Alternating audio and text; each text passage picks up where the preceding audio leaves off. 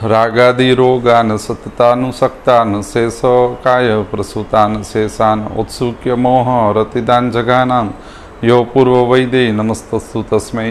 नमस्कार मित्रों, मैं वैद्य राजदीप पाडेर नागरादी चिकित्सक समूह वती आप सबका स्वागत करता हूं। और आज का जो हमारा विषय है वो उदकवाही स्रोतस का त्रिविध बोधीय संग्रह परीक्षण अंतर्गत जो संकलन हमें देखना चाहिए उसके बारे में हम आज संकलन देखेंगे।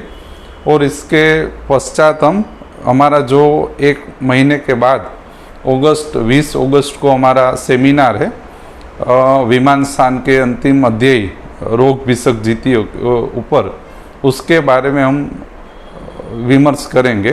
तो यहाँ पे हम ये उदकवाही स्रोतस का निरूपण देखकर अब अगले हम जो 3-4 शनिवार में मिलेंगे उसमें सेमिनार के विषय के ऊपर हम चर्चा करेंगे, बराबर। तो 20 अगस्त को हमारा सेमिनार राजकोट में होने जा रहा है, जिसमें रोग विषक जीतीय जो निदान और चिकित्सा के अनुबंध में बहुत ही महत्व का अध्याय है उसके बारे में हमारा सेमिनार 20 अगस्त रविवार को निर्धारित किया गया है, बराबर, जिसमें पूरे गुजरात से वैद्य और विद्यार्थी गण इसमें भाग लेंगे। अब हम देखते हैं कि उदकवाही स्रोतस। तो पहले तो हम ये जान लें कि जो 3 स्रोतों प्रणाली है यह रचनात्मक संगठन है। अधिष्ठान परीक्षण यानी कि त्रिविध बोधीय संग्रह जो हम परीक्षा कर रहे हैं उसमें अग्नि, सामता, दोष और दूष्य यानी कि विकार प्रकृति, विकार अधिष्ठान और विकार समुत्थान परीक्षण अंतर्गत विकार अधिष्ठान परीक्षण में जब स्रोतो दृष्टि विशेष रूप से हमें ज्ञात होती है तब हमें स्रोतो परीक्षण का अभ्यास करना अति महत्व और आवश्यक हो जाता है। तो प्राणन उदकवाही स्रोतस विमान स्थान के जो 5वां स्थान है स्रोतो विमानीय अध्याय, उसमें यह तीनों स्रोतस जठराग्नि आश्रित स्रोतस है। यानी कि अग्नि, सामता, दोष और दूष्य में जब जठराग्नि के अनुबंध में विकृतिकरण या विकार प्रकृति जब आकार लेती हो तब आगे जाके अग्नि, सामता, दोष और दूष्य में विकृतिकरण प्रक्रिया जब आगे बढ़े तब दोष निश्चित निदानों की विशेषता से अधिष्ठानों में स्थान संश्रित होके जो दूषणीकरण या विकृतिकरण उत्पन्न करते हैं तब स्रोतो दुष्टि लिंग उत्पन्न होते हैं। इसी कारण सूत्र निदान के पश्चात विमान स्थान में इसका निरूपण दिया गया। प्राणवाही स्रोतस हमारे शरीर में क्या करता है?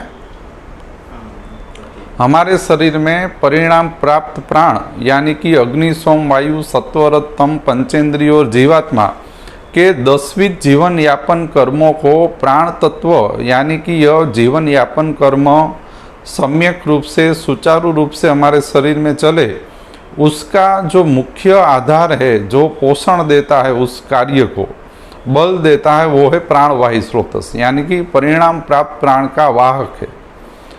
तो यह एक प्राणवाही स्रोतस का हमने सरल निरूपण देखा था। तो अन्नवाही स्रोतस क्या करता है? प्राणवाही स्रोतस के पश्चात आने वाला अन्नवाही स्रोतस यानी कि अन्न को परिणाम देने वाली प्रणाली का नाम अन्नवाही स्रोतस, प्राण को परिणाम देने वाली प्रणाली का नाम प्राणवाही स्रोतस, अन्न को परिणाम देने वाली प्रणाली अन्नवाही स्रोतस। यानी कि अग्नि, सोम, वायु, सत्व, तम, पंचेंद्रिय और जीवात्मा यानी कि जो प्राण तत्व है या प्राण समुदाय या पुरुष इसको हम कहते हैं, वो प्राणवाही स्रोतस से सम्यक कार्य अनुवर्तन उसके चलते हैं, जिसको क्रियात्मक स्थिति में वात कलाकली अध्याय में वायु यंत्र तंत्र धर के स्वरूप में प्रस्थापित किया गया है। उसी प्राण तत्व या पुरुष को जीवित रहने हेतु अन्न की आवश्यकता रहती है। तो अन्न जो प्राणमय है, जिसके द्वारा प्राण का जीवन चलता है, उस अन्न को परिणाम देने वाली और उस प्राण तत्व को पोषण इस अन्न से मिलता है। यानी कि 10 जीवन यापन कर्म हमारे शरीर में रक्त, मांस, मेद, अस्थि, मज्जा, शुक्र आदि से जो हो रहा है, उस रक्त आदि धातुओं को जिस प्राण से पोषण, अन्न से पोषण मिलेगा, उसको परिणाम देने वाली प्रणाली अन्नवाही प्रणाली। अन्न से हमारे शरीर में अन्न रस और रस के माध्यम से 10वीं जीवन यापन करने वाले धातु, उपधातु और मलों को पोषण मिलता है। प्राण यानी कि पुरुष, बरोबर ना, जिसको सुश्रुत में इसमें 10वीं जीवन यापन कर्म चलते, तो सम्यक रूप से इस जीवन यापन कर्म को चलाने वाला प्राणवाही स्रोतस है। प्राणवाही स्रोतस हमारे शरीर में क्या करता है? 5 वात दोष बनाता है। यह 5 प्राकृत वात दोष इस 10वीं जीवन यापन कर्मों को सम्यक संपादित करने वाले मूलभूत क्रियात्मक घटक है। प्राणवायु, उदान, समान, व्यान और अपान सम्यक कर्म अनुवर्तन के कारण है। प्राण, उदान, समान, व्यान और अपान की विकृति, यदि आपको इसमें से कोई भी वायु की विकृति मिल रही है तो आपको यह ज्ञात करना चाहिए कि प्राण तत्व या पुरुष के कर्म अनुवर्तन में विक्षेप हो रहा है, प्राकृत कर्म अनुवर्तन, और उसके हेतु आपको श्वासिकी क्रिया या प्राणवाही स्रोतस में जो चिकित्सा निरूपण हमने बताया तद अनुसार आपको आगे बढ़ना। हमने उसमें बताया था कि प्राण, उदान, समान, व्यान, अपान को जठराग्निगत अनुवर्तन, धात्वाग्निगत अनुवर्तन, महाभूताग्निगत अनुवर्तन इस तरह से विभाजित कर दे। मान लो अपान वायु महाभूताग्निगत अनुवर्तन का मुख्य केंद्रित वायु है। यदि अपान वायु वैगुण्य मिल रहा है तो आप समझे कि 10वीं जीवन यापन कर्मों में महाभूताग्निगत जो अनुवर्तन होता है उसमें अभी विक्षेप हो रहा है। और यदि अपान वैगुण्य के साथ प्राणवायु स्रोतस दृष्टि मिल रही है तो आप यह समझें कि यह जो अपान वैगुण्य से महाभूताग्नि का कर्म अनुवर्तन बिगड़ रहा था वो यहाँ रचनात्मक स्वरूप में बिगड़ा हुआ। इकला अपान वैगुण्य क्रियात्मक वैगुण्य दिखाता है, लेकिन प्राणवायु स्रोतस यदि इसके साथ जुड़ जाए तो यह रचनात्मक वैगुण्य दिखा रहा है। मान लो अपान वैगुण्य के साथ श्वास काश, कष्टेन श्वास काश प्रवृत्ति हो रही है तो आप समझें कि यहाँ पे रचनात्मक वैगुण्य के स्वरूप में बिगाड़ यहाँ पे उत्पन्न हुआ है। ये तो एक उदाहरण है। तो अन्नवाही स्रोतस क्या करता है? अन्नवाही स्रोतस हमारे शरीर में यह प्राण तत्व अग्नि, सोम, वायु, सत्वरतम, पंचेंद्रियों, जीवात्मा को अन्न पहुंचाने का कार्य करता। अन्न प्राणमय है और उसको देवता के स्वरूप में संहिता में स्थान दिया गया है। अन्न को असित, खादित, पीत और लीढ़ जो चतुर्विध अन्नपान है वो हमारे शरीर में अन्न रस और रस के माध्यम से धातु, उपधातु और मलों का पोषण करने का कार्य अन्न रस और रस से होता है। अन्नवाही प्रणाली हमारे शरीर में 5 पित्त का उत्पादक स्रोतस, 5 पित्त का उत्पादक है। इससे यह ज्ञात होता है कि पाचक, रंजक, साधक, आलोचक और भ्राजक पित्त हमारे शरीर में जठराग्नि, धात्वाग्नि और महाभूताग्नि तक जो अन्नमय परिणाम चल रहा है, जो अन्न का पोषण प्रणाली चल रही है, वो प्रणाली में अन्न पोषण किस तरह से चल रहा है उसको ज्ञात करने का यह परीक्ष्य विषय है। कौन? 5 पित्त। आपका भ्राजक पित्त, रंजक पित्त यदि दुष्ट मिल रहा हो तो आपको यह ज्ञात होना चाहिए कि हमारे शरीर में धातुगत जो अनुवर्तन चल रहा है अन्न पाचन का वो विक्षेपित चल रहा है। बराबर? यदि आपके शरीर में वैवर्ण्य आ रहा है, मान लो हमारे शरीर में वैवर्ण्य है, तो यह दिखा रहा है कि जो भ्राजक पित्त है और उदान वायु है वो अभी धातुगत सम्यक कर्म अनुवर्तन नहीं कर रहे। तो आपको यह समझ में आए कि हमको अन्न पाचन प्रणाली पे कार्य करना चाहिए, आमी की क्रिया करनी चाहिए, अन्न पाचन प्रणाली पे कार्य करना चाहिए। उदक वायु स्रोतस का एक अच्छा हमारे पास विचार आया था। उदक वायु स्रोतस क्या करता है, जो हमने लास्ट सेमिनार में भी कुछ इसके बारे में देखा था। उदक वायु स्रोतस का मुख्य कार्य क्या है हमारे शरीर में? जो प्राण का आपको ख्याल आया कि 10वीं जीवन यापन का कर्मात्मक स्वरूप प्राण तत्व है।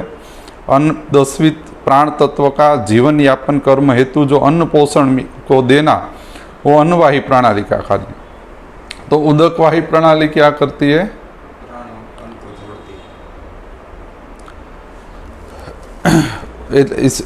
एक अच्छी बात है कि प्राण तत्व और अन्न को जोड़ने का कार्य उदक करती है। दूसरा, उदक जो उदक वायु स्रोतस 5 कफ के जनक है, यानी कि उदक वायु स्रोतस में से 5 कफ की उत्पत्ति होती है। हमारे शरीर में कफ का क्या कार्य है? जैसे कि हमने कहा कि वात की उत्पत्ति प्राण से होती है और सभी क्रिया चलाना वात का कार्य है। अन्न की उत्पत्ति अन्नवायु स्रोतस में से 5 पित्त की होती है, जिसका मुख्य कार्य है अन्न पाचन करना, उष्माकीय परिवर्तन चलाना और पोषण प्रणाली को अच्छा रखना, उसका कार्य। तो उदक क्या करेगा?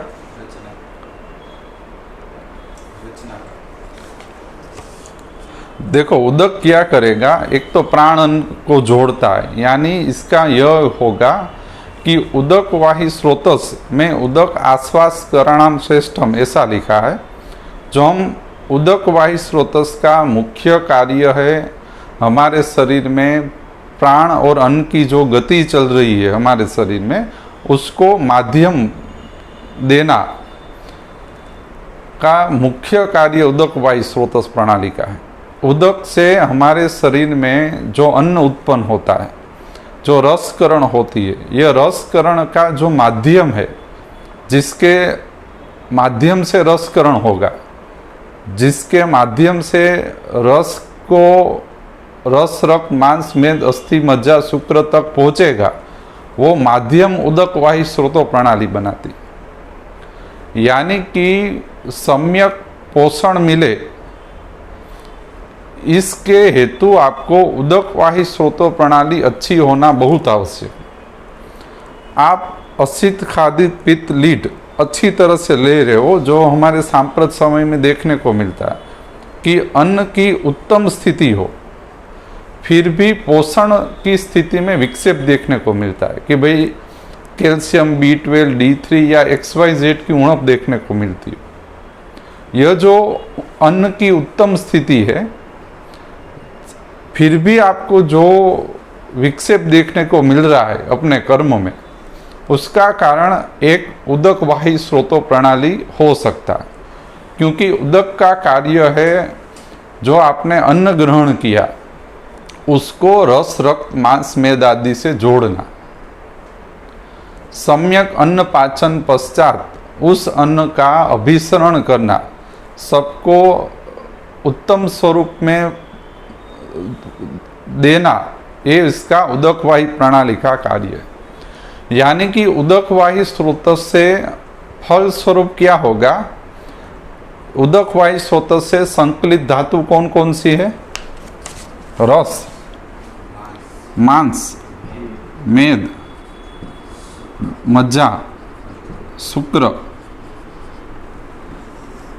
रस, मांस, मेद, मज्जा, शुक्र और 5 कफ, यह उदक वायु स्रोत के साथ संकलित धातु है। यानी उदक वायु स्रोत का सम्यक कर्म अनुवर्तन हमारे शरीर के अंदर रस, मांस, मेद, मज्जा और शुक्र की उत्तम स्थिति उत्पन्न करेगा।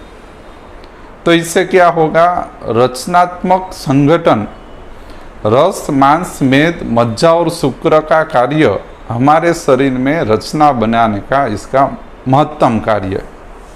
हमारे शरीर की सभी रचनाएं रस, मांस, मेद, मज्जा, शुक्र से बनती है। तो यह रचना बनाने का कार्य हमारे शरीर में उदक द्वारा पोषित होता है। यदि आप रचना की स्थिति अच्छी करना चाहते हो तो आपको उदक वायु स्रोतस अच्छा करना पड़ेगा। बराबर। इसमें लिखा है कि 5 कफ दोष क्लेदक, अवलंबक, बोधक, तर्पक, श्लेषक की उत्पत्ति का काम और उसके पोषण का कार्य उदक वायु स्रोतस द्वारा होता है। क्लेदक, अवलंबक, बोधक, तर्पक और श्लेषक कफ हमारे शरीर के अंदर उत्पत्ति, स्थिति और विसर्जन तक पोषण प्रणाली यानी कि पोषण का जो वाहक है, पोषण का जो माध्यम है, वो किस तरह से कार्य कर रहा है उसको ज्ञात करने के हेतु 5 कफ परीक्षण बताए गए। बराबर। जो आ उदक वायु स्रोतसનું કાર્ય આપણે 1-2 વાર ચર્ચાઈ ગયું હતું કેમાં આપણા લાસ્ટ સેમિનારની સંભાષામાં કે આપણા શરીરમાં 3 તત્વો છે, વાત, પિત્ત અને કફ। પ્રાણ તત્વ, અન્ન તત્વ અને ઉદક તત્વ। આ પ્રાણ, અન્ન અને ઉદક તત્વ આપણા શરીરમાં રચના, ક્રિયા અને ઉષ્માનું પ્રતિનિધિત્વ કરે। આપણા શરીરમાં રચનાઓ સારી બને એ માટે જેટલું અન્નનું પોષણ મહત્વનું છે એટલું જ ઉદકનું માધ્યમ મહત્વનું છે। સાપેક્ષ ઉદકના માધ્યમ વગર પોષણનું સમ્યક અનુવર્તન ધાતુ ઉપધાતુ મલો લગીન પહોંચી શકતું નથી। ઉદક વાયુ સ્રોતસ સમ્યક કર્મ સ્થાપિત થતું હોય તો અને તો જ પોષણ યોગ્ય રીતે કાર્ય કરે। હાવ સરળ સમજોતી એટલે રચનાઓ સારી બને। તાલુ એનું ઉત્પાદક મૂળ છે, ક્લોમ આનું પ્રવર્તક મૂળ છે। તાલુ એટલે આપણું તાલુ જ સમજો, એ જઠરાગ્નિ આશ્રિત છે। આપણું તાલુ કેન્દ્ર જે છે એનું મુખ્ય કેન્દ્ર જઠરાગ્નિ આશ્રિત છે, આખો સ્રોતસ જ જઠરાગ્નિ આશ્રિત છે। અને જે ક્લોમ નામનું પીપાસા સ્થાન છે એ પ્રવર્તનનું કાર્ય કરે, એટલે ધાતુ અને મહાભૂતાગ્નિ સુધી, ઉપધાતુ, મલો સુધી પોષણ માધ્યમ પૂરું પાડે। રસ, માંસ, મેદ, મજ્જા, શુક્ર ધાતુનું સાપેક્ષ કર્મ અનુવર્તન અને એ ઉત્તમ સ્થિતિમાં બને એનું કાર્ય ઉદક વાયુ પ્રણાલીનું। આપણા શરીરમાં રસ, માંસ, મેદ, મજ્જા, શુક્ર ઉત્તમ સ્થિતિમાં બન્યા રહે એ કાર્ય ઉદક વાયુ પ્રણાલીનું। એટલે તમને ખબર પડે કે ક્યાં આનું છે। માન લ્યો શોષ છે, શોષ ને રાજ્યક્ષમાં ઉદક વાહી પ્રણાલી બગડી ગઈ। એનો મતલબ એવો થાય કે શોષ રાજ્યક્ષમાં વાળો ઉત્તમ સ્થિતિમાં અન્નપાન ગ્રહણ કરે છતાં ધારિત નથી થતા, એનું કારણ વિક્ષેપિત થયેલી ઉદક વાહી સ્ત્રોતો પ્રણાલી। અતિસારની અંદર, શોથની અંદર, પ્રમેહની અંદર, ઉદર રોગની અંદર કેન્દ્રિત સ્થિતિમાં ઉદકવાહી પ્રણાલી। ઉદકવાહી પ્રણાલી જે સર્વ શરીરમાં કર્મ અનુવર્તન એટલે પોષણ પ્રણાલીનું કાર્ય કરે છે એ વિક્ષેપિત થઈ જાય, એટલે પોષણનું આવાગમન વિક્ષેપિત થાય। जल और पृथ्वी महाभूताग्नि का सापेक्ष अनुवर्तन उदकवाही प्रणाली के अधीन। हवे जो उदकवाही स्रोतस बगड़े तो तृषा उत्पन्न थाय, आवुं सरळ एमां लख्युं। शोष उत्पन्न थाय एवुं लख्युं, बराबर। बीजू उदकवाही स्रोतो प्रणाली बगड़शे हवे एवुं तमारे जोवुं होय तो तमने 5 कफ विदुष्ट मळे। क्लेदक, अवलंबक, बोधक, तर्पक ने श्लेषक कफ बगड़वाना चालू थाय ने એટલે આગળ જતા ઉદકવાહી પ્રણાલી બગડશે એવું તમે સમજી શકો। કાયમાં વિક્ષેપ થવાનો અત્યારે ચાલુ થયો છે એવો ખ્યાલ આવે। બીજું રસનેન્દ્રિય, ત્રાણેન્દ્રિય, આ હું તમને પરીક્ષણો કહું છું, ઉદકવાહી સ્રોતસ સાથે સંકલિત પરીક્ષણો કહું તમને। તાલુક્લોમ તો છે જ, 5 કફ, जल पृथ्वी महाभूताग्निનું કાર્ય જેનું ઉપચય સંઘાત જેવા કાર્ય છે। રસ અને દ્રાણેન્દ્રિયનું કાર્ય બગડે ને એટલે સમજવું કે ઉદકવાહી સ્રોતો પ્રણાલી બગડી છે કે હવે બગડવાની ચાલુ થશે।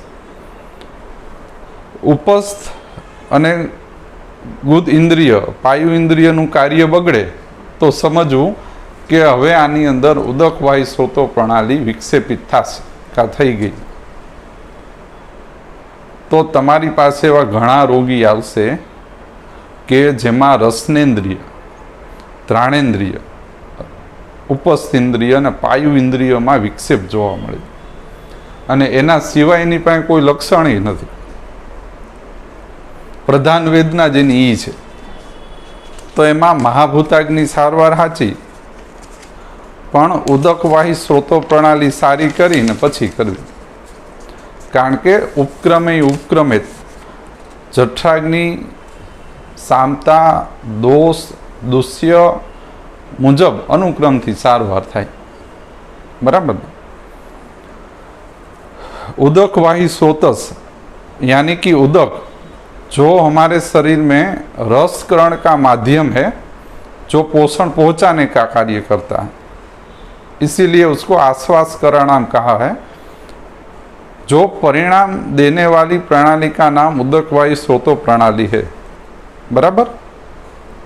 એટલે ઉદક વાયુ સ્રોત શું કરે? પોષણ માધ્યમ પ્રદાન કરે. હવે બનાવવાનું કામ ઉદક વાયુ સ્રોતસનું. આના હેતુ બતાડ્યા, દુષ્ટિ હેતુ. શું બતાડ્યા દુષ્ટિ હેતુ? એમાં બહુ સરસ બતાડ્યા કે તમે આવા જો હેતુ સેવન કરશો ને તો આપણા શરીરની અંદર ઉદક વાયુ સ્રોતો પ્રણાલી એટલે પ્રાણ અન્ન ઉદક 3 માધ્યમ છે, તેમાં પોષણનો માધ્યમ જેનાથી શરીરમાં સચવાયેલું એ પ્રણાલી બગડી જશે. તો ઓસણિયાત, આમાત, ભયાત, અતિપાનાત,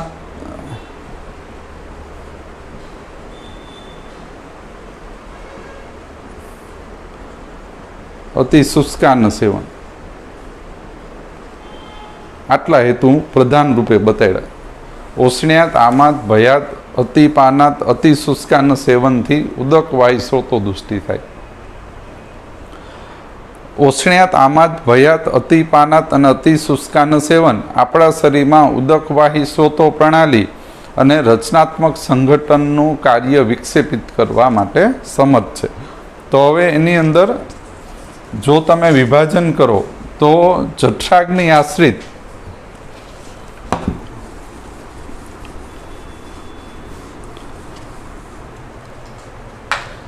હવે આપણને ખાલી એટલું ખ્યાલ આવે કે શરીરનું માધ્યમ પોષણ પહોંચાડવાનું કામ ઉદકનું છે. હવે આવા કેટલા કાર્સિયના શોષના તમારી પાસે પેશન્ટ આવશે કે જેનું વજન નથી યોગ્ય રીતે થતું અને જમે છે સરસ 3 ટાઈમ, એટલે અન્ન પોષણમાં ક્યાંય ખામી નથી પણ એનું વજન વધતું નથી. તો તમને ખ્યાલ આવે કે આ ઉદક વાહી સ્રોતો પ્રણાલી આની અંદર ક્યાંક અવરોધિત અને વિક્ષેપિત છે. કારણ કે માધ્યમ જ બરોબર નથી તો હવે આમાં કોઈ અન્નની ઉત્તમ સ્થિતિનો કોઈ રોલ નથી. બરાબર. અને આપણને એમ લાગે કે આમાં અન્નની સ્થિતિ એ બરોબર નથી થતી, ઉદક એ બરોબર નથી, તો બેયની મિશ્ર સારવાર કરો એટલે પેશન્ટ જાડો થવા માંડે. બરાબર. જઠરાગ્નિ આશ્રિત ક્યાં હેતુ હોઈ શકે? એટલે એનાથી એવો ખ્યાલ આવે, આવું સંકલનથી ફાયદો એ થાય કે જઠરાગ્નિને આશ્રિત બગાડતું ઉદક વાયુ સ્રોતસનું અનુવર્તન આટલા હેતુથી બગડી શકે. બરાબર. એમાં એક છે આમ, પછી છે ઓસણીય નિદાન,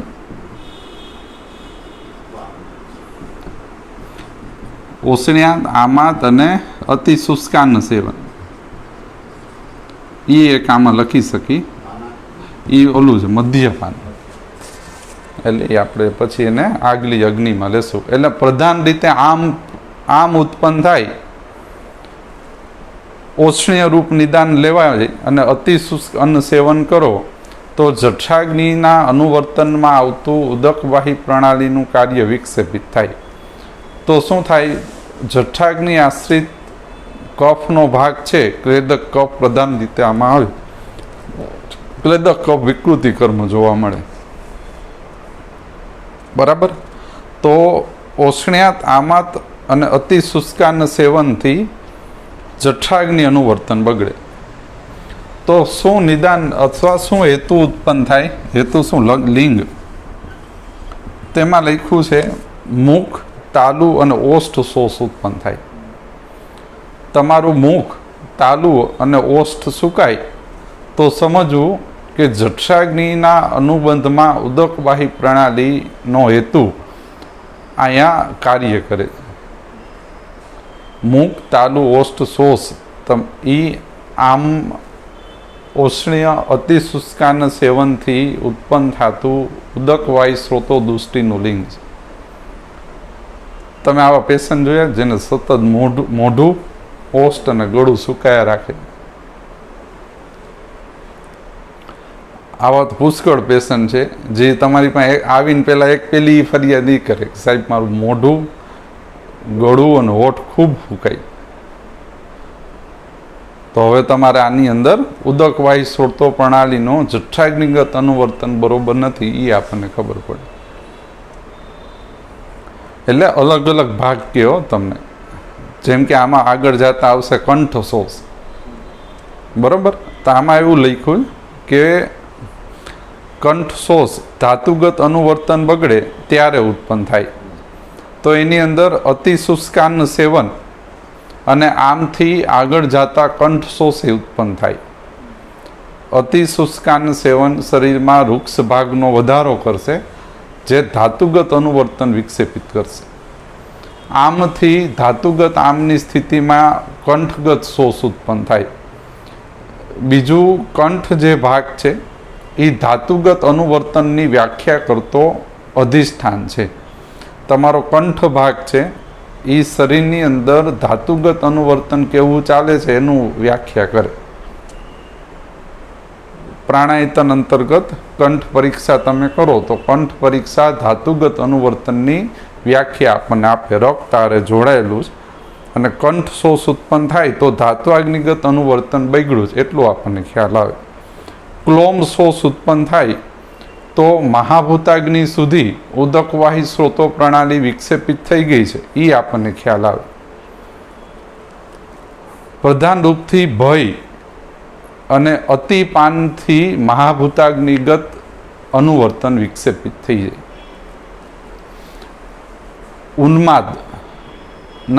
ઉન્માદના નિદાન સેવન કરતા હોય અને એમાં ઉદકવાહી સ્રોતો પ્રણાલી વિક્ષેપિત થઈ ગઈ હોય ને ત્યારે તમને ક્લોમ શોષના પુષ્કળ પેશન્ટ મળે. એટલે માનસ નિદાનોવાળા, માનસ હેતુવાળા, ચિંતા ભય આદિથી જે ગ્રસ્ત છે એને તમે પૂછશો ને તો તમને કંઠ અને ક્લોમ શોષ જોવા મળશે. બરાબર? ક્લોમ સ્થાન ક્યાં આવ્યું?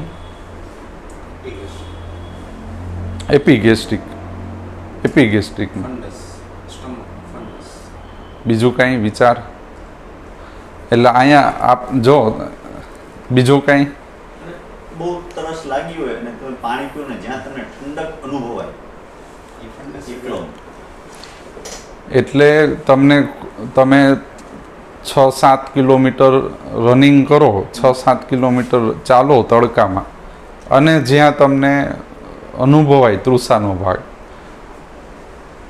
ત્યાં ક્લોમ સ્થાન છે જે આપણને આપણું જે સ્ટર્નમ એરિયા છે એ સ્ટર્નમ એરિયાની નીચે તમને અનુભવાય. બરાબર? ત્યાં ક્લોમ સ્થાન આવેલું. હવે આ પરીક્ષા સુરાણી સાહેબે બતાવી. બરાબર? અનુભવ કરવો હોય શું કરવાનું? તડકામાં તમારે 5 કિલોમીટર હાલવાનું એટલે ક્લોમ સ્થાનની તમને ખ્યાલ આવી જાય. કારણ કે એ ધાત્વાગ્નિ ઉપર કાર્ય કરશે. તમે ચક્રમણ કરશો ને,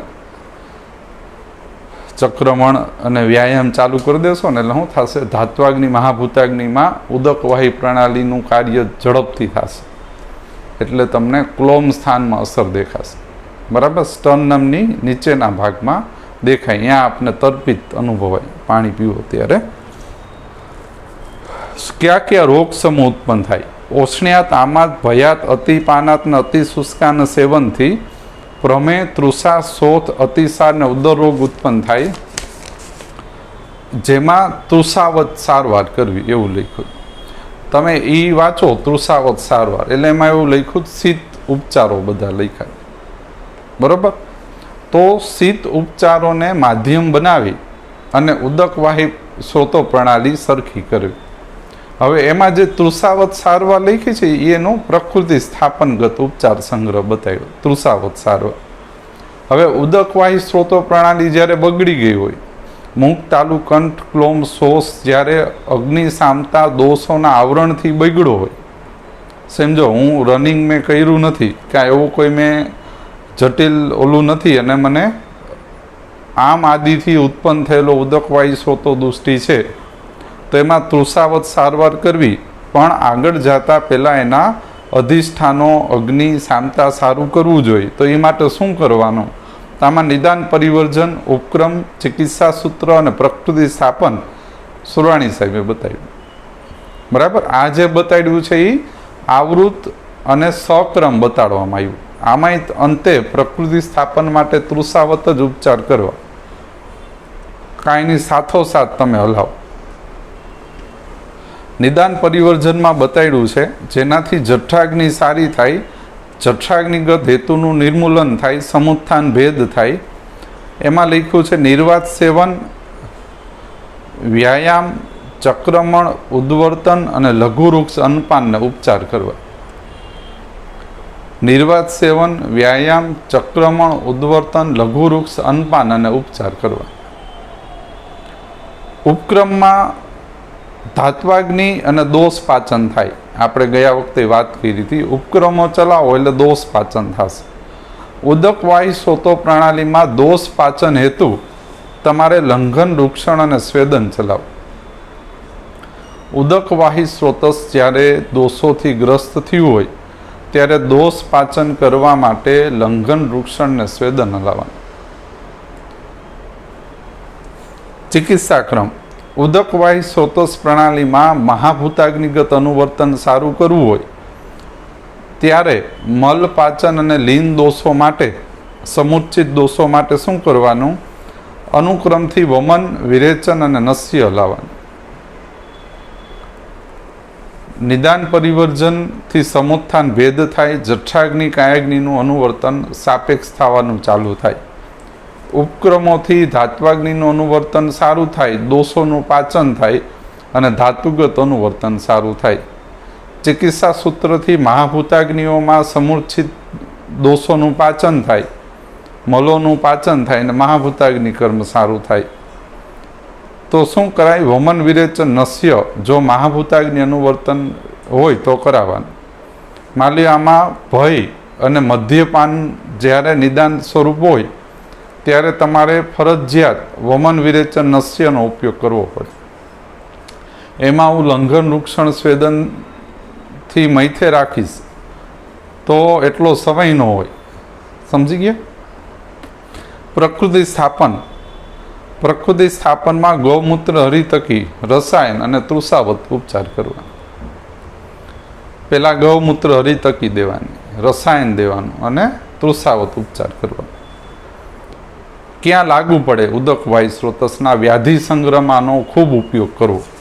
એટલે એમાં શું આવે? અતિસાર, પ્રમેય, તૃષા, શોથ, ઉદરરોગ કે જેમાં અગ્નિ સામતા દોષ દુષ્ય પૂર્વક ઉદકવાહી સ્ત્રોતો પ્રણાલી બગડી છે અનુક્રમથી, ત્યાં આ ઉપચારો ઉપયોગ કરવા. છતાં પણ શોષ ન જાય તો તૃષાવત ઉપચાર કરવો. બરાબર? ભલે આપણે આટલું રાખીએ.